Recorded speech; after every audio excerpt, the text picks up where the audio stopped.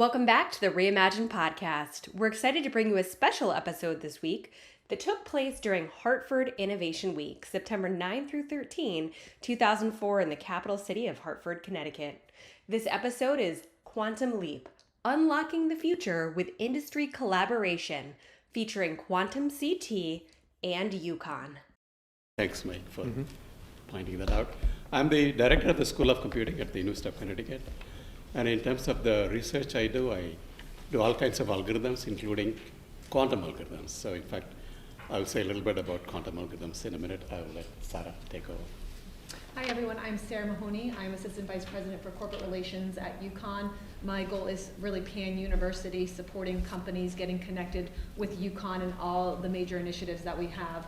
We really support any size industry, you name it, we have it, and my goal is really to be that concierge, and that's why I'm here today with all of you.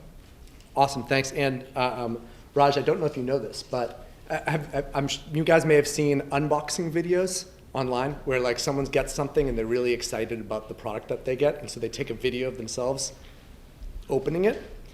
There are a number of videos of students unboxing your textbooks online, and I've never seen that before, so clearly Raj has some clout, so bravo for that. Thank you. What we're going to do today is I'm going to start with just a very, very brief introduction to quantum technologies. I know that some of you in the room have experience and awareness, but for those of you who don't, this will kind of just tell you a little bit about what quantum is. And then I'm going to give kind of a history of Quantum Connecticut and what we've been up to for the past year, what we're trying to accomplish. Raj will talk a little bit specifically about quantum algorithms, as he mentioned, and Sarah will talk a little bit about engagement. And hopefully we can leave here today with you understanding how you can approach quantum within your company, and some very specific actions that you can take to take steps forward in quantum and getting ready for the quantum wave that's kind of approaching us. So to start off, what is quantum? Quantum is the study of tiny things. When you look at things in our macro world, that's classical mechanics, and everything acts the way that we are used to them acting. When you throw a tennis ball, you understand what's going to happen to it. When you look at things very small, like electrons, things start acting differently, and that's quantum mechanics. So the planets orbit the sun in a very understandable way. Electrons orbit a nucleus in a way that more closely approximates probabilities than specific locations. So the stuff gets weird. A coin in the classical world is flipped heads or tails. In quantum, it is both at the same time. A tennis ball that you're holding on one side of the net in classical is in both sides in quantum. All these little weird things. That we also need a new vocabulary as we learn more about quantum. When you look at materials, we talk about materials from the chemical composition, the hardness, the ductility. When you start looking at the quantum level, you need new words to describe new properties like spin. I just learned about frustrated magnets just recently. These are magnets where when you look at the localized level of magnetism, they're conflicted and want to be in multiple poles at once. And so you can have a material that exists in multiple magnetism at the same time. I love that it's called frustrated magnets. We have some very creative physicists. That would mean it's not used for navigation. What's that? You can't use that for navigation. No. Yes, frustrated. I don't know what the uses are just yet, but I'm sure that there are some people who are working on it. But a frustrated compass is not a good compass. So as we expanded our knowledge about all of these different properties, we're able to start taking advantage of them to do different things. I kind of think about it like if you were a carpenter who's used to working with hammers and nails and screws and screwdrivers, and suddenly quantum came in and gave you a quantum toolbox that had welders and new materials like metals in it. You wouldn't know what to do at first. You'd wonder how all this stuff works, but as you figured it out, you'd realize there's a huge wealth of possibilities for making new things, for doing things better. And that's where we are. Quantum has existed for the study of quantum has existed for a long time. This isn't something that's brand new, although it's accelerating. And we're at a pivotal point where we're making some real headway.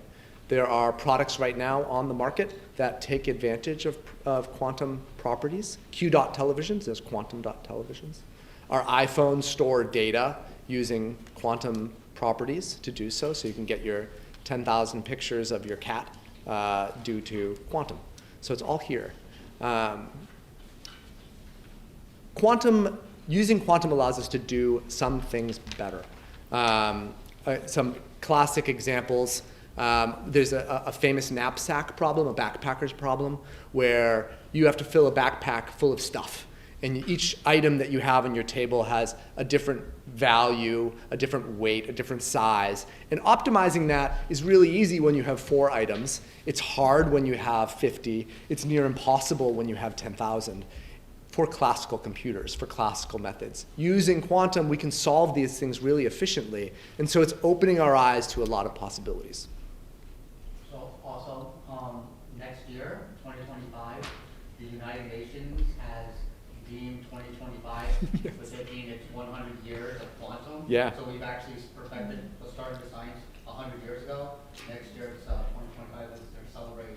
It's the year of quantum. It's the year of quantum, The year of yes. quantum next year, yeah. A bold, the tie to history is good. Yeah. The bold claim that next year is the year, Well, it's a celebration 100 years. yes, we'll use it as a celebration. But we public have expectations if it's the year of quantum. I know. Well, That's the market. let's use the expectations to find more funding. We'll continue to do that and push the science forward. So, as we think specifically about the insurance industry and how this stuff is going to impact insurance, there are a few really obvious areas: risk assessment, fraud detection, just efficiencies related to claim processing, any optimization, reinsurance optimization type things. These are the obvious areas where quantum is going to make an impact. And so the question then becomes, imagine an insurance industry where fraud detection is an order of magnitude better, or risk assessment is an order of magnitude better. Now you have companies that are better risk assessment, better fraud detection, making more money, providing a better product. Costs could go down for consumers. Everybody wins. Versus a different situation where your competitor is the one that comes up with that disruptive next level fraud detection. And now the question is, are you a champion of disruption or a casualty? This is like the scare tactics strategy of getting engagement. But that's what this is all about, is we're trying to spread awareness. Quantum Connecticut is an effort that Yale and UConn started about 18 months ago in response to a call from the National Science Foundation. So the NSF came out with this Regional Innovations Engine program where they are trying to build Silicon Valley-esque regions of innovation in all sorts of different areas of interest. Areas of interest to national security or national interests. So we, UConn and Yale, came up with the idea of pushing quantum. And it makes a lot of sense for the state of Connecticut to pursue quantum. These two institutions are the two biggest the two only R1 universities in the state, heavily invested in research, have capabilities that complement quantum research very nicely. Yale has the Yale Quantum Institute. We've got expertise at UConn, like our algorithms experts like Raj, and material characterization capabilities that are national lab level. Quantum is, a lot of people think quantum computing when they hear quantum, but there are different areas of quantum.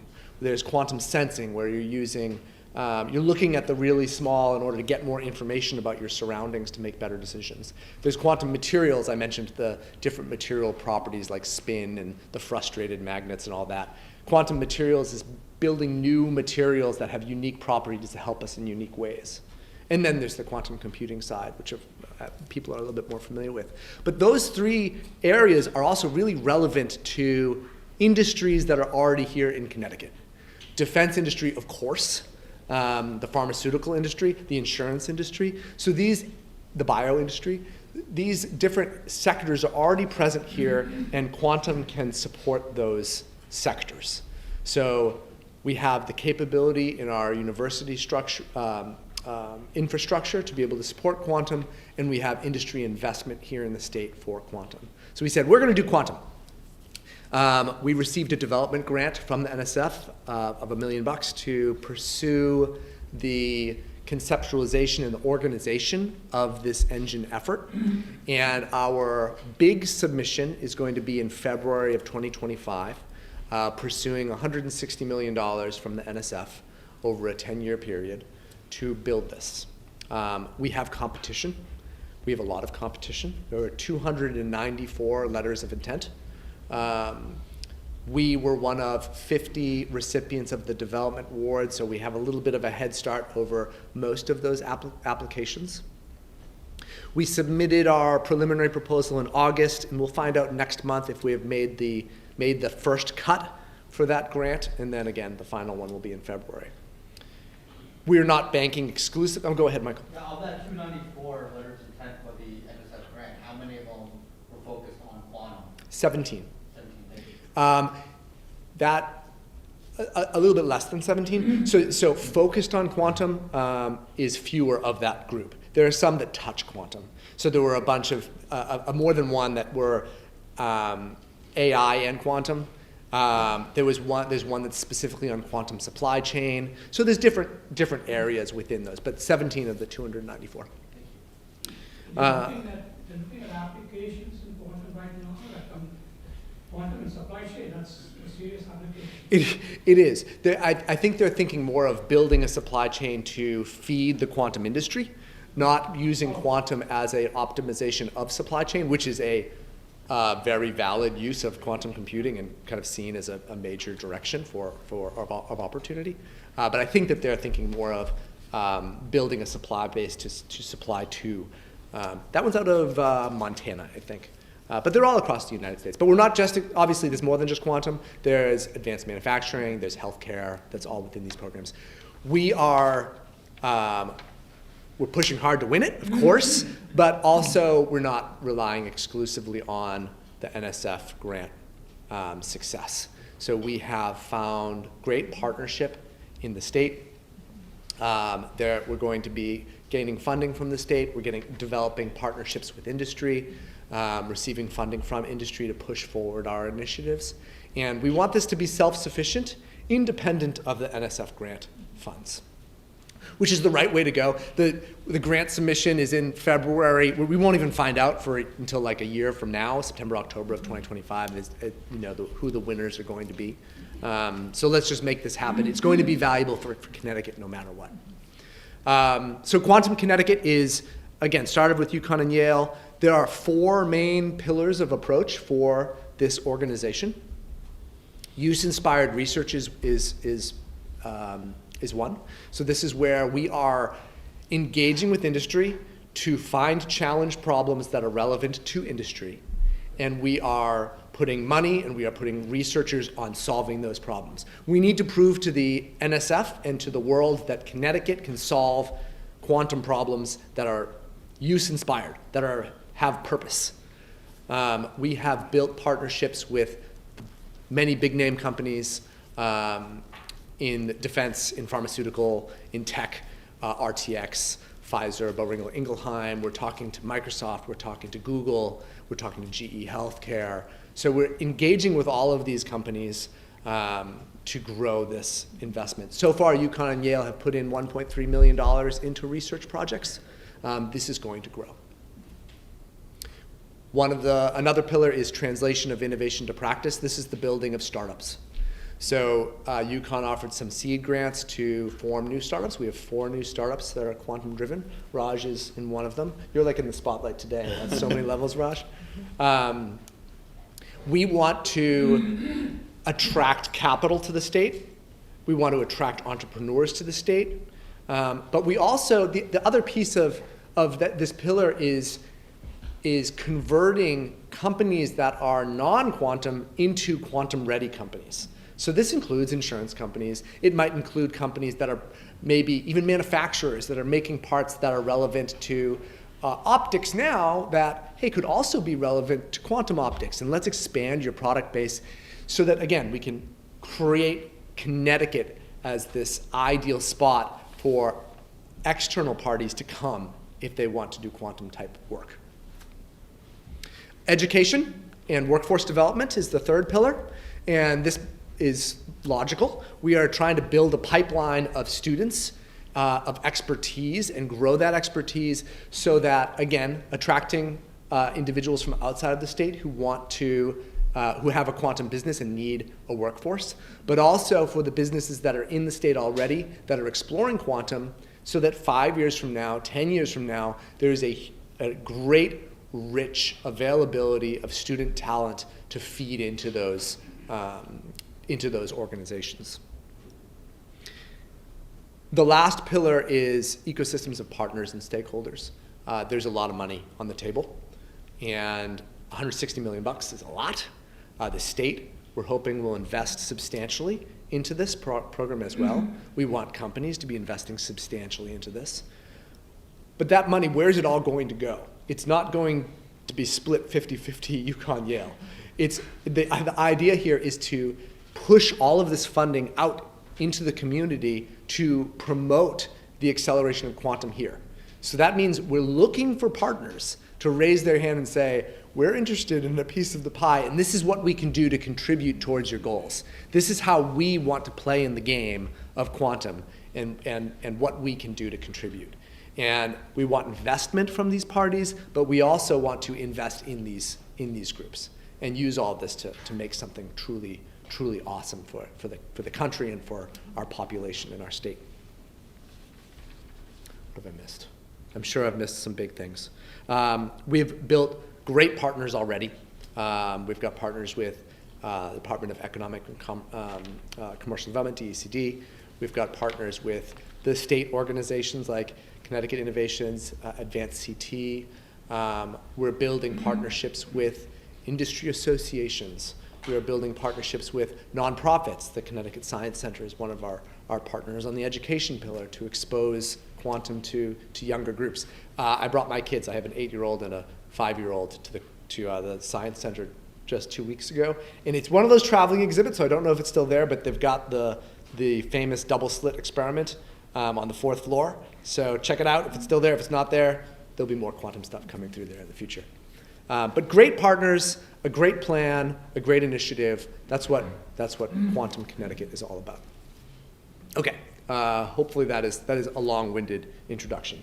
So let's talk a little bit about how we can get from where we are now to the future that is leveraging quantum in order to accomplish things. And Raj, I'm gonna ask for your participation here. Can you tell us a little bit about algorithms, quantum algorithms? What makes a quantum algorithm quantum? Sure, thank you so much. This is your time to shine. Okay, thanks a lot, Mike, for the nice introduction to the quantum. Please stop me when it is time. I may go on and on. Okay, so Mike asked me what is an algorithm. So for me, an algorithm is a technique used to solve a given problem, right? And it is a description of a technique, and it is mission independent and also programming language independent. So it can be described in any language, right? So what is a quantum algorithm, right? That's, again, your questions. I'll try to answer that. So when it comes to traditional computing, we know that we play with bits. So a bit is an entity which is going to have only 2 possible values, 0 and 1. When we talk about a qubit, a quantum bit, it is also going to be zeros and ones, but it's going to exist in the 2 states simultaneously. It's going to be both a 0 and a 1 at the same time, right? So therefore, think of n such qubits. So there are a total of 2 to the power n possible joint states they could be in. And in a traditional computer, let's say I want to compute the value of a function for an I being an integer, that's an n-bit integer. So then I will take f of I, that probably takes 1 unit of time. Now, given that if I have n qubits, all the 2 to the n possible integers are simultaneously existing. And if I can apply a gate on this superimposed 2 to the power n possible joint states, what magically happens is I'm able to compute the function f on all possible n-bit integers. So if I do it traditionally, then I will spend 2 to the power n time.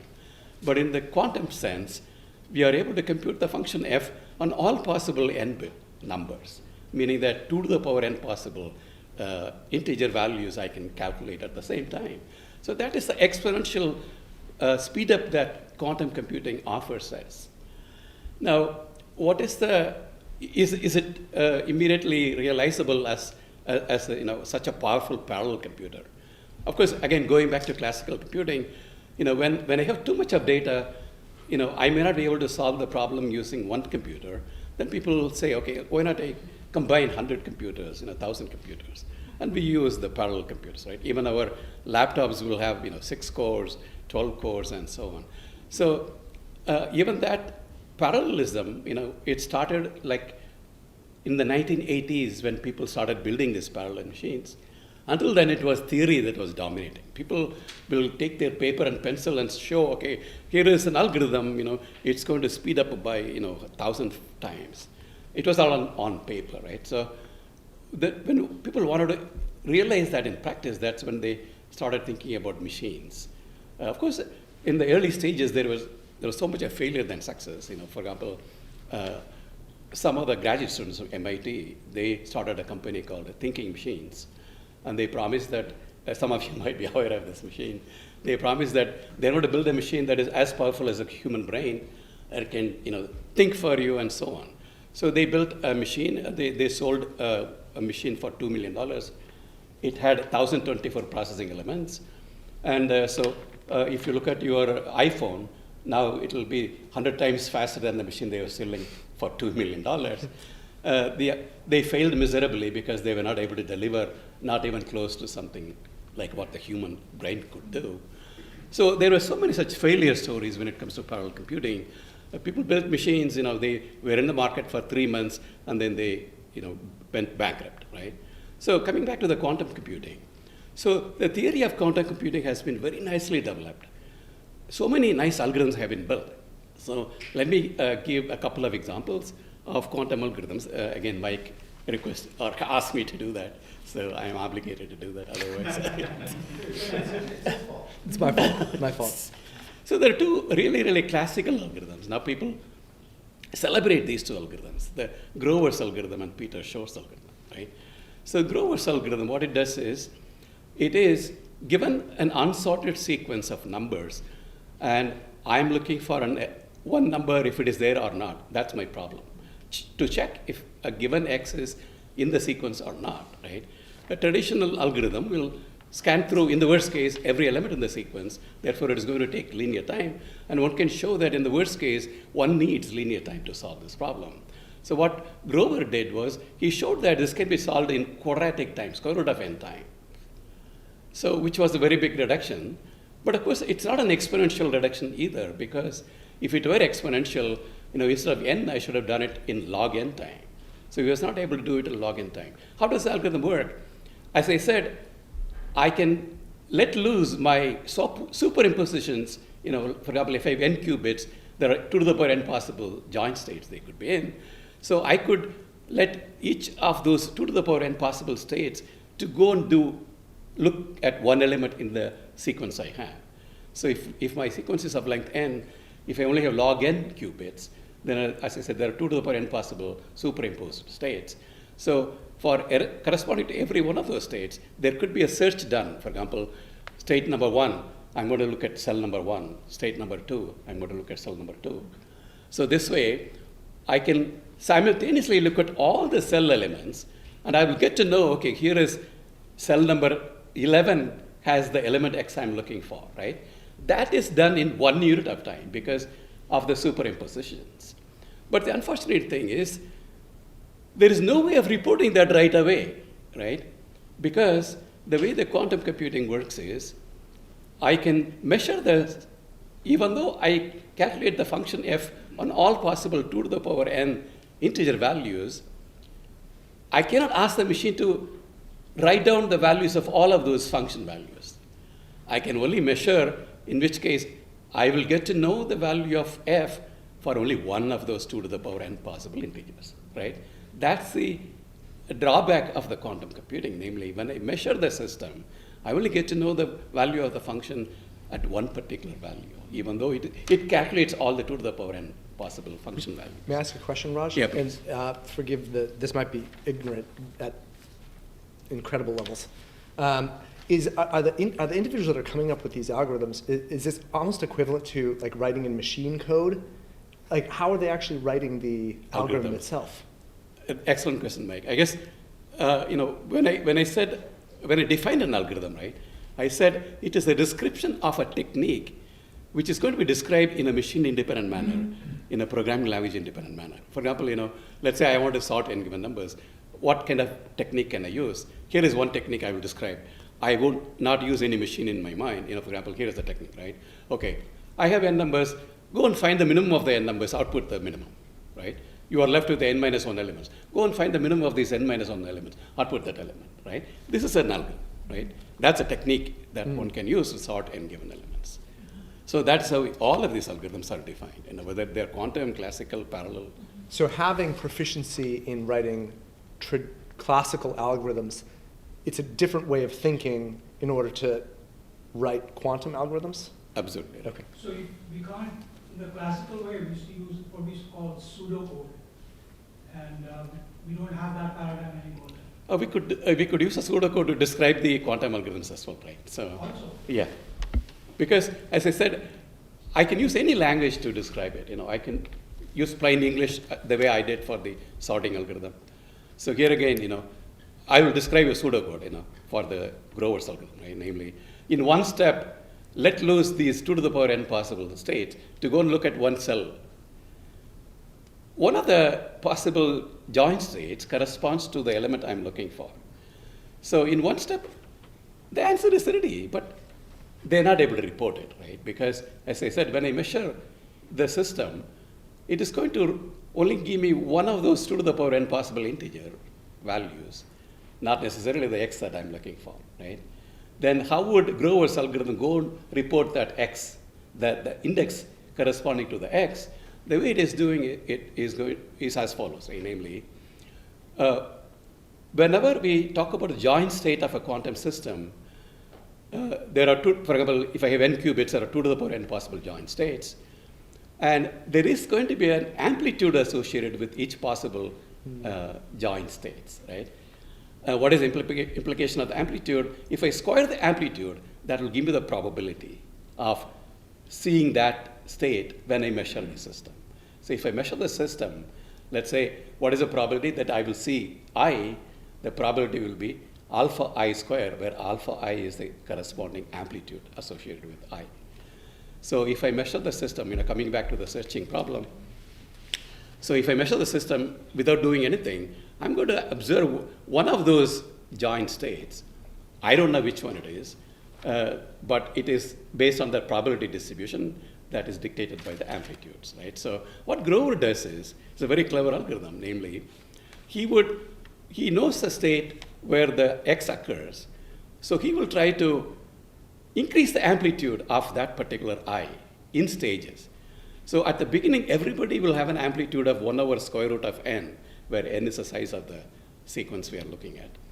So then in one step, he will increase the amplitude of the I corresponding to x I'm looking for to 3 over square root of n. So in one more iteration, he will increase the amplitude to 5 divided by square root of n. So every time he increases the amplitude by a factor of 2 over square root of n.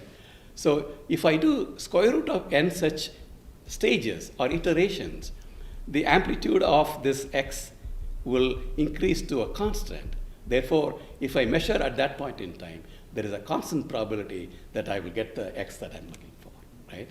Then again, we can improve this probability as much as we want by repeating this process again and again, right? So that's in a nutshell how the Grover's algorithm works. But notice that the bottom line of the algorithm is that exponential parallelism, that in one step, I know the answer. But how would I report that? When I measure the system, how would I ensure that the probability of seeing that particular eye increases? And that is kind of the idea of the Grover's algorithm. So that's super clever. Very nice And algorithm. so for the insurance industry, the challenge will then be identifying the areas where some of these principles could have potential, Absolutely. and then connect with someone with the skill set and understanding of the techniques in order to design a new method to solve that problem in a totally different way. Absolutely. In a very clever way. So we need clever people like you and then clever problems from the insurance Absolutely. industry. Excellent. Marrying those two together is beautiful. Quick Yeah, question. please. Actually, I got 11, but I'll get you out. Including pre-processing of multi-processor units and how you solve that. But I just want to, you're going to break a lot of actuators, by the way. Because in the sense that you have to get to perfect correctness. Oh, yeah. And what we're talking about here is not perfect correctness. Mhm. It's a range. But I guess the question I would ask is, how do you preserve some level of understanding of how you got there? Because when you deconstruct the quantum state, so you can see it, Right. you have an answer, Right. but you can't always prove it. Excellent question. So let's come back to the searching problem. Kind of Right? like that. You're right. So let's say when I measure the system, I see an eye. Now I can use a classical algorithm to go and check if the ith element in the sequence is the x that I'm looking for. Oh. Right? Okay, so you have to wait for deconstruction and then follow. Exactly. Right. Okay. There was another question in the back, unless it was the same question. Yeah. What are the odds? Not the same question, and coming from someone who's not a technologist, so a layman's point of view. I'm just curious to know what this all means for cyber, and that is the approach not that quantum is trying to guess the password, is to look beyond the wall and see if the asset exists, yes or no. Absolutely right. So that's an excellent question. That is the second algorithm that I was going to briefly touch upon, right? Namely, the Peter Shor's algorithm. He came up with this algorithm when he was a grad student, like around 87.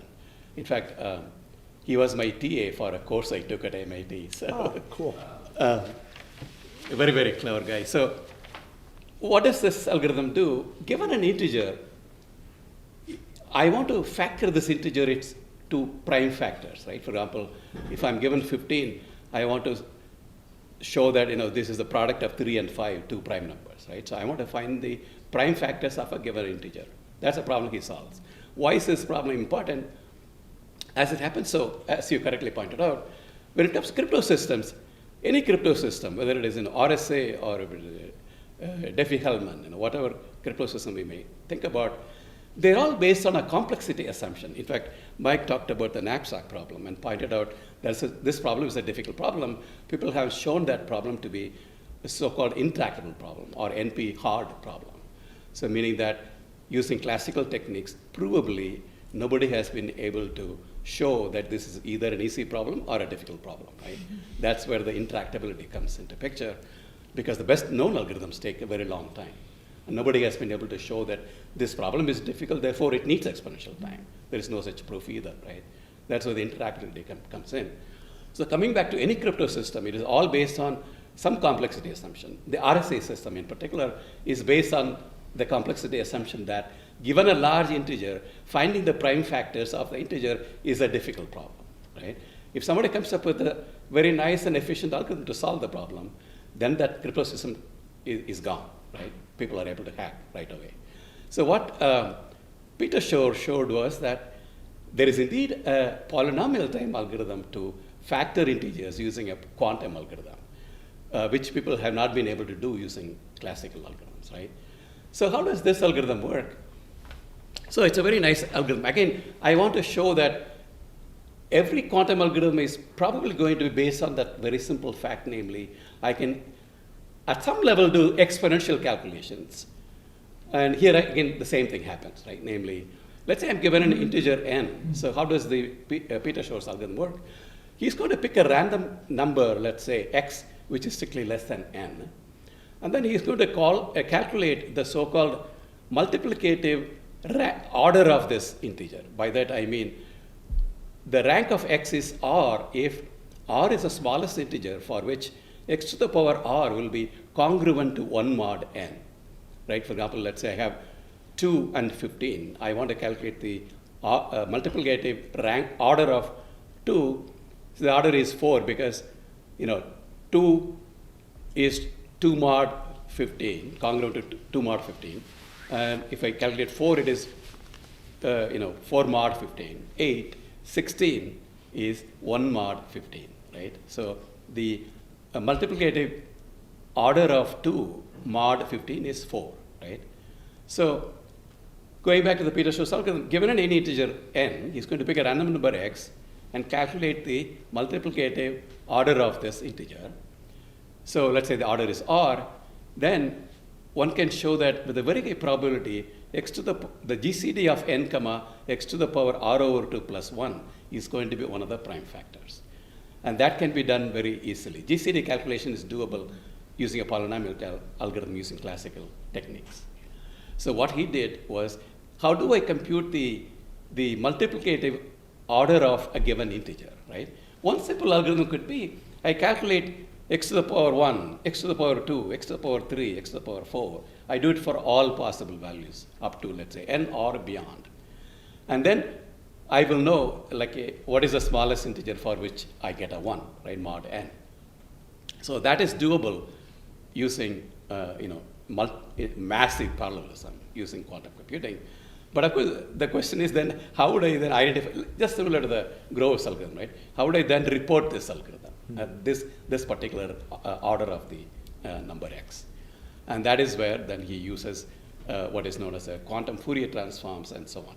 So, but the basic, again, goes back to using the quantum for massive parallelism, right? And then, given the limitations of quantum computing, namely, I can only measure one of the states, then how would I combine the massive parallelism with that restriction? So that's where the cleverness comes in, right? So Raj, when Peter Shor invented this algorithm and solved this problem, prior to him inventing it, was it understood that this is a problem that could be solved with quantum? it was not at all understood. That's why it was a very surprising result. I see. Nobody even suspected that there could be such an algorithm. So is it, I guess, from the standpoint of kind of speculation, thinking about the insurance industry, can you imagine areas where quantum could make a big impact that we're not even thinking of? Absolutely right. In fact, that's what I was going to. Again, you're very nicely combining the quantum to the insurance industry. I'll say something about that as well, namely, when it comes to in the insurance industry, right? As you know, one of the challenges is building predictive models, right? And then, of course, to identify the forecast risk and so on. So when it comes to predictive models, nowadays, everybody uses machine learning, right? So wherein the accuracy of the model is very much dependent on the training data that is used, right? It is well understood that the larger the training data, the more likely the system is going to be highly accurate, right? So training a machine learning model on very large training data, is a very, very time-taking process. Namely, I have to have massive parallelism, to solve this problem. And that is one of the potential areas where quantum can really help us. So to build models which are going to be capable of handling massive amounts of data, right? So that is kind of one place where quantum is going to definitely help. But there are attempts right now, people are trying to solve some optimization problems using quantum computing, because for any machine learning model, whether it is LLM or any of the deep learning network models, the parameters of the model have to be optimized, and that means that I have to run my optimization algorithm again and again. For example, people use the gradient descent algorithm is one of the very popular techniques. There are tons of other optimization algorithms out there, but using this, running this algorithm again and again, is going to be such a humongous time-taking task. That's where, again, quantum is going to help us. Mm-hmm. Namely, we'll be able to train the models using this, superimposition of the qubits, and again achieving the massive parallelism that we talked about. What about graph algorithms for open graphs? Like depth first, that that or shortest paths and all that. This must have been translated into quantum. That's an excellent question. In fact, as an algorithms guy, I do care about the algorithms you're talking about, quantum graph algorithms, whether it could be minimum spanning tree or it could be a network flow problem. All of these problems are very, very fundamental. For example, sorting, right? Sorting and given numbers is a very, very fundamental problem. So these are the kinds of problems I personally am interested in, solving. I have written papers on randomized algorithms for these problems, parallel algorithms on different machines, parallel random access machines, hypercube machines, and so on. Right now, I'm working on quantum algorithms for these fundamental problems, which will be very, very important. There is an application of it in healthcare. In 2019, UConn Med School, actually Dr. Tom Augusta, Oh, yeah. he did that MedRec hackathon, medical reconciliation. Oh, you're right. I looked into using CSP in AI, constraint satisfaction, to solve. I think it can be done. But the only problem is about parallelism. Do you have something like that to help? Absolutely. Parallelism is something I do routinely, right? Because I have been doing parallel algorithms, since 1983 when I was a grad student. So I have written, hundreds of papers on parallel algorithms on different architectures, parallel architectures. So and also I've written a lot of papers on randomized algorithms, namely a traditional algorithm, if I look at the algorithm, it is going to be a series of instructions that the algorithm is going to execute. Each one will be deterministic, namely, I can say what the outcome of that instruction is. Whereas a randomized algorithm is one where I make coin flips to make certain decisions. And people have shown that that could be a really, really powerful tool in creating algorithms to speed up the calculations. So in fact, as it happens the quantum computing is a combination of randomized algorithms and parallel algorithms. So that's why, I got really excited, when, in fact, last year, Mike was the one who pushed me into the quantum. So I was so excited because, this is really, these are the two most favorite things I do, namely randomized algorithms and parallel algorithms. So the quantum brings together these two very nicely. And that's where, people like me will be very excited about quantum in general. Please. I have a question I'm a marketer who's working with an outside vendor to do machine learning and predictive modeling for us in terms of identifying, top-performing sales agents before they're top-performing sales agents. One of the challenges we're experiencing is activation of that data. The team doing the work is really strong, but we're working with a sales unit that loves spreadsheets, right? And so, do you have any advice on how to best deliver data to people activating the predictive models or machine learning, or just ways to help us better position it for as you kind of mentioned, predictive modeling can be complicated and it's not an exact science, whereas a sales team looks at numbers that are hard, like person wrote $10 million, give them attention, versus somebody who wrote a couple of sales. And so I'm just looking for advice. You're right. I was, that's an excellent question. When it comes to predictive models, right now, people are really, really excited about machine learning models. When I talk to anybody, they will say, "Oh, whatever problem it is, go to use LLM. What is the big deal?" So, which is kind of, personally speaking, it is an insult to intelligence of the humans. They believe that everything is doable using LLM. We know. People have done different queries. Remind them it is not deterministic. The answer may change tomorrow. You're right. See, again, one of my friends, I'm sure all of us have done some queries with, ChatGPT and so on. So one of the queries he did was, which one is taller, the Burj Khalifa or the Mount Everest? So he got the following answer. This is what he told me. The height of Burj Khalifa is, let's say 800 feet, and the height of Mount Everest is, 24,000, feet or something. Therefore, Burj Khalifa is taller. So that's the answer he got. If you run it tomorrow, That's trouble. I want to be careful of time because we're running close. No, I think it's to good. come back to your question, so I will just try to answer it. Like, I think as you said, the data is going to be the main, ingredient when it comes to how useful the model is going to be. So my kind of hypothesis is that one way of using quantum computing in building like the traditional machine learning models could be just in optimizing the parameters, right? Yeah. So quantum could be used.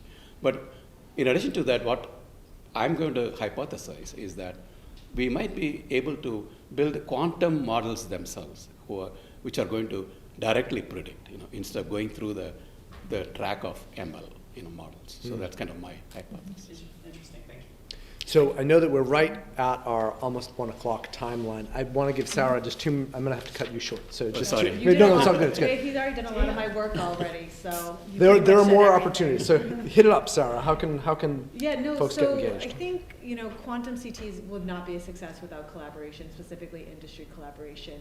It brings the best of academia together with use-inspired research. We want to take this research and translate it so you can use it in your companies and think of us as an extension of your team. And this is what the goal of this alliance is about, that we're growing. We need, industry-related projects. We need your data. We need your science, your technology, your innovation, coupled with our faculty. I mean, there's Raj. There's a lot of Rajes. There's only one Raj. There's only one but, Raj, but there's a lot like you have Raj. the best of Yale and UConn coming together, and that's just not one faculty member. It is many. It's dozens. It's how many do we have at UConn that are working on different areas? On the whole thing, we've got like 120 faculty that are right. working between UConn and Yale on this. It's awesome. Yeah. So part of this collaboration is getting access to that innovation, to startups, access to our federal grant opportunities. Without real world projects that the team is working on that shows results, we cannot unlock federal dollars that come back to you as a company, right? We do this a lot as an R1 university. And really, we want to be competitive in the state of Connecticut, in the region. We want you to be competitive as a company as you grow. And to Michael's point is think about now, how do you bring quantum to your company? And we can be a partner for you with this alliance. So this was, a fast-paced hour introduction. There are more opportunities coming, and so I just want to bring up a few to you right now. Raj is hosting a 2-day workshop in November 20th and 21st. The price tag was $1,200 per head. Quantum Connecticut is supporting it. It's down to $200 for total for both days. So I strongly recommend come check it out if you want to talk more to Raj and 3 other faculty that are working on these types of interesting problems.